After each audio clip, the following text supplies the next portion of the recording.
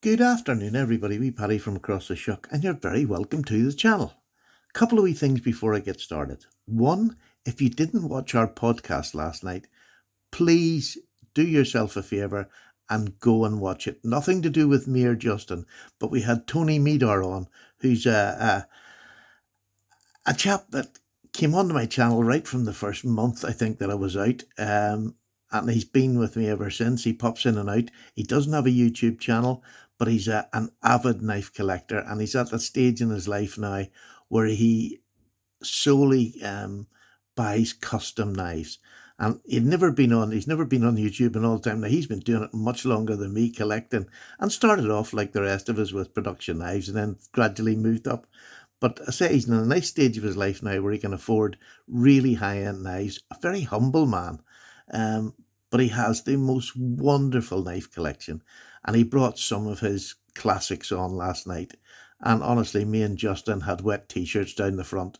You just drool at some of the knives he has of really high-end makers. And I think everybody who was on the podcast thoroughly enjoyed it, going by the comments.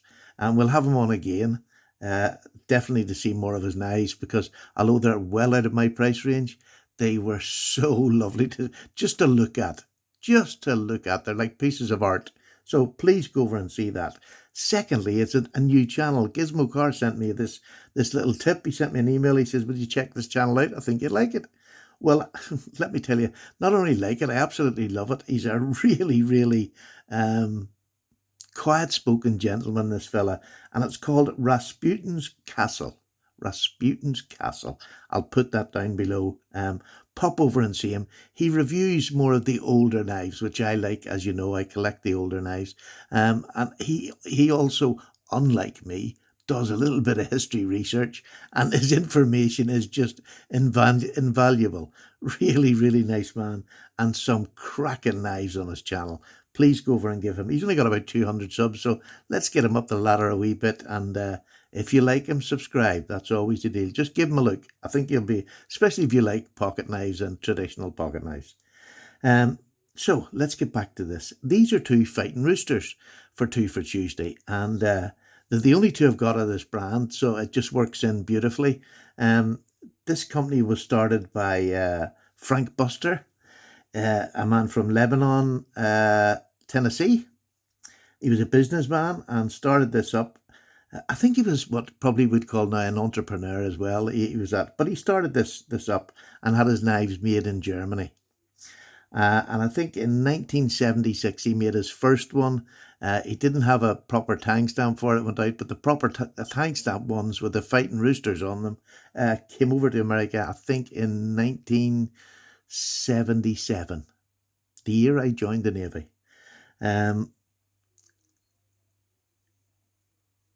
So his knives are made for a collector's market, is probably what I would say, because the embellishment on the blades, which you'll see in a minute, is just, they're stunning. They're stamped, they're not etched, they're there for good, and they just look amazing in my eyes. And if you wanted to collect an, he made an awful lot of batches of knives that were just sort of from the 100 to the mid 200s, 250 to 100. He made a lot of batches in that for collectors, because he had seen that people who wanted to collect them would buy them up straight away, and he could move on to something else, do it again, and repeat the business. Because if you got low numbers and the knives are good, which these both are, I mean, these are from the 90s. So what else was I going to say there? Gone completely out of my head. Again, nothing unusual. Anyway, I say about 2,000 models he made, but most of them were in the low hundreds, and he had about 2,000 different patterns of knives and handle materials.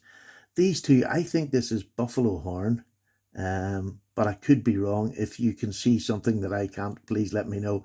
And this one's mother of pearl. So two lovely knives. I'm going to start with a mother of pearl because this one is a cracker. And this is no less. This is a sodbuster shape from the 90s, which, sodbusters are getting not sodbuster, sow belly. Sow bellies are really popular now, and this is going back to that. I think this was made in the 90s, but it's so beautifully made. That mother of pearl is lovely. Although it's not, I'm not getting huge flashes of colour. You do, it's maybe the colour in this room. You can see the greens and blues through it, but I think it's my lighting that really doesn't let it. But it is iridescent no matter what. And I think if you had better lighting than I have, you would see a better knife. The cam tang, these are both cam tangs. There's no half stops on them. They're a beautiful knife. And look at the shape of that. It's not an unusual shape, but when it's in your hand, it makes sense because you can get down and cut really nicely. But I think this is, I mean, I don't think I would ever use this because I love the fact there's that one's sort of etched. This one, but when you put your hand over it, you see that it's actually stamped, so it's not really going to go anywhere. I wouldn't be frightened to cut with it, but I am frightened to cut with it because I think it's lovely, and I just want this as a collecting piece. This is one that I just take out and I have. Oh, you can see the greens and the blues in there. It just depends on the lighting, but it is beautiful. There's not a chip or a crack in this whatsoever.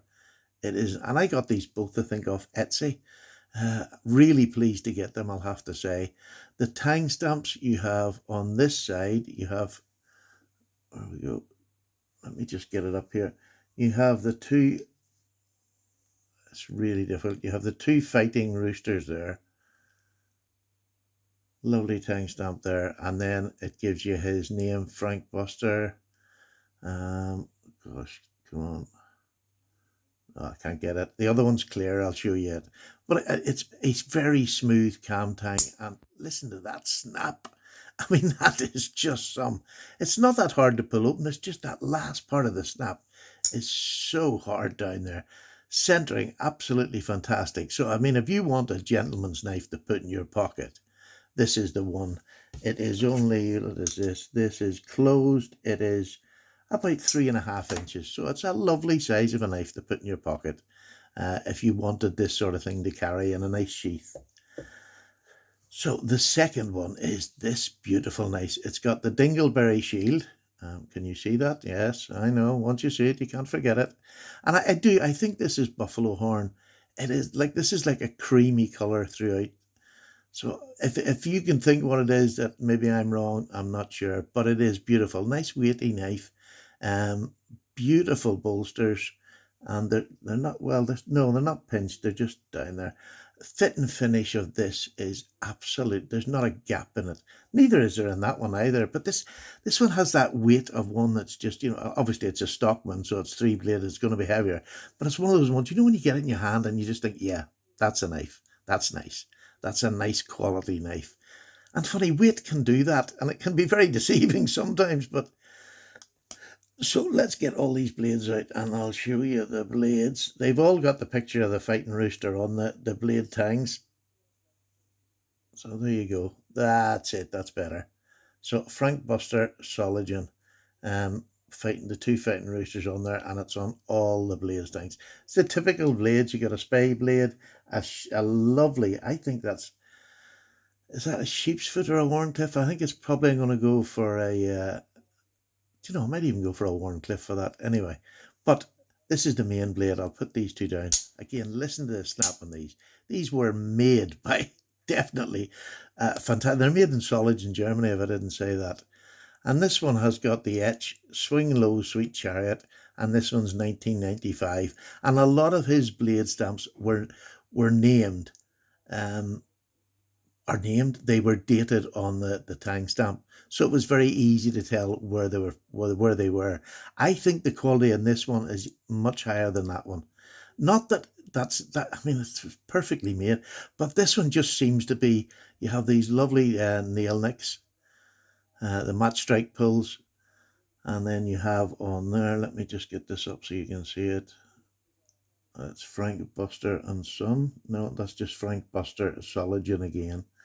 An absolutely beautiful, beautiful knife. You have a swedge only on the one side, I'm afraid, but nonetheless, that is a gorgeous looking pocket knife. And I mean, if you wanted to use it, there's nothing to stop you. This one's got a bit of an edge on it, but it's really been, the person who had it before me has obviously just kept it in pristine condition, because this is just fantastic. Stainless steel blades, I would say, on both of these, but just lovely half tang or cam tang, My God, I can't get a word out in the same sentence. It's right. Um, Beautiful. Let me just show you. Now, these are pretty well centered. It's a little bit off center, but it's not touching. And these two look as if they are touching. There's not one single mark on either of even this one where you're lifting it above it. There's not one mark on these blades, which is a sure sign that you have there's a good pull in them. There's not one single mark on any of these blades where they're rubbing. Now that is fantastic. That I really appreciate. It can be done. Now, whether I got the one lucky one, I don't know, but it is just in perfect condition. This one will go nowhere. This is just such a perfect knife. Again, from the 90s, 80s, 90s, these knives mostly are. Let me tell you, no matter who you're getting a knife from, you're not going to get any better fitment. Brass liners, beautiful nickel silver pins and shields, looks like, and that beautiful shield. Although it reminds you of Droopy Danglers, it's so well fitted into that bone. And you can't see, there's not even the slightest imperfection at all. So I wish they were about today, because if you're knocking knives like this out, you'll definitely have a market if you're doing them this well.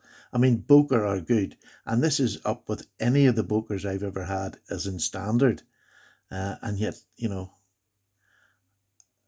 don't know, it's just, when you get, like, to get two of these, one the gentleman's knife, and mother of pearl, it's not a blade, it's not a knife covering that I really go out of my way looking for. But when I seen this one, after having had this one, and then I seen this one come up, and I seen the fit and finish, I thought, no, you have to have a pair of them.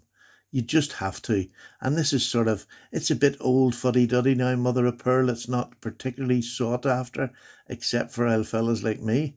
But I just think it's stunning, absolutely stunning, and well-made knives, and a real important part of my collection. Two beautiful knives. I hope you enjoyed seeing them. I've been enjoying this twofer. The twofer and the threefer I really do love, because it gives you a chance just to get knives that maybe you're not seen that much on the channel. You do a review and then they're put away, and there's only me sees them after that, because I'm sitting taking them out at weekends. That's what I love, taking my knives out, having a look at them. But this 2 for Tuesday and 3 for Thursday really gives me a chance to bring some of my knives back onto the channel that haven't been on for years, some of them, and some of them maybe never been on. But there you go. Thank you very much. Please go and check the podcast if you like to see high-end knives from a lovely gentleman who's it was my favourite podcast yet, and I don't mean to be insulting to anybody else, but he's just a real gentleman. I'd never met him face to face, although this was, obviously he's in America and I'm over here, but it was really nice to have a face to face chat with him after having communicated for 6 years on the web. So there you go. Take care, everybody. Paddy's away for a wee cup of tea. Have a nice day. Bye now.